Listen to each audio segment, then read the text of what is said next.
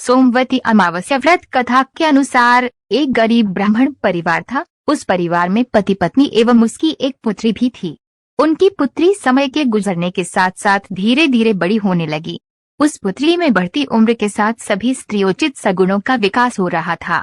वह कन्या सुंदर, संस्कारवान एवं गुणवान थी, परंतु गरीब होने के कारण उसका विवाह नहीं हो पा रहा था।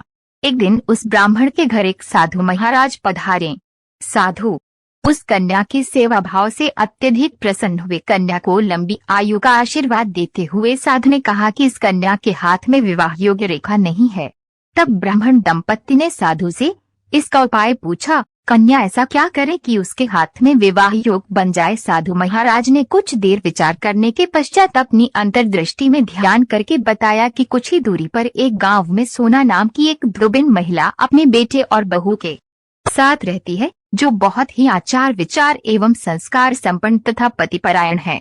यदि यह सुकन्या उस ध्रुबिन की सेवा करे और वह महिला इसकी शादी में अपने मांग का सिंदूर लगा दे तथा उसके बाद इस कन्या का विवाह हो जाए तो इस कन्या का वैधव्य योग मिट सकता है। साधु ने ये भी बताया कि वह महिला कहीं बाहर आती जाती नहीं है। ये बात सुनकर ब्राह्मणी ने अपनी बेटी से ध्रुबिन की सेवा करने का प्रस्ताव रखा।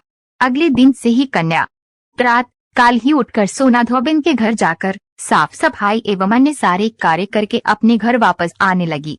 एक दिन सोना ध्रुबिन अपनी बहू से पूछती है कि तुम तो सुबह ही उठकर सारे काम कर लेती हो और पता भी नहीं चलता। बहू ने कहा, माँ जी, मैंने तो सोचा कि आप ही सुबह उठकर सारे काम खुद ही खत्म कर लेती हैं। मैं तो देर से उठती हूँ। यह सब जानकार दोनों सास बहू घर की निगरानी करने लगी कि कौन है जो सुबह ही घर का सारा काम करके चला जाता है। कई दिनों के बाद ध्रुबिन ने देखा कि एक कन्या मुंह ढके अंधेरे में घर में आती है और सारे काम करने के बाद चली जाती है। जब वह जाने लगी तो सोना ध्रुबिन उसके पैरों पर गिर पड़ी, पूछने लगी कि आप कौन हैं और इस तरह छुपकर मेरे घर की चाकरी क्यों करती हैं। तब कन्या ने साधु द्वारा कही गई सारी बात बताई। सोना ध्रुबिन पतिपरायण थी, अतः उसमें तेज था। वह तैयार हो गई। सोना ध्रुबिन के पति थोड़ा अस्वस्थ थे।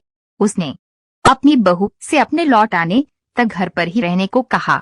सोना ध्रुबिन ने जैसे ही अपने मांग का सिंदूर उस कन्या की मांग में लगाया, सोना ध्रुबिन का पति मर गया। उसे इस बात का पता चल गया। वह घर से निराजल ही चली थी, यह सोचकर कि रास्ते में कहीं पीपल का पेड़ मिलेगा तो उसे भवरी देकर और उसकी परिक्रमा करके ही जल ग्रहण करेगी। उस दिन सोमवती अमावस्या थी। ब्राह्मण के घर मिले पुए पकवान की जगह उसने ईंट के टुकड़ों से 108 बार भवरी देकर 108 बार पीपल के पेड़ की परिक्रमा की और उसके बाद जल ग्रहण किया। ऐसा करते ही उसके पति के मृत शरीर में वापस जान आ गई। ध्रुबिन का पति फिर से जीवित हो उठा। तुलसी आरती। जय जय तुलसी माता, तुलसी आरती। महारानी नमो नमो।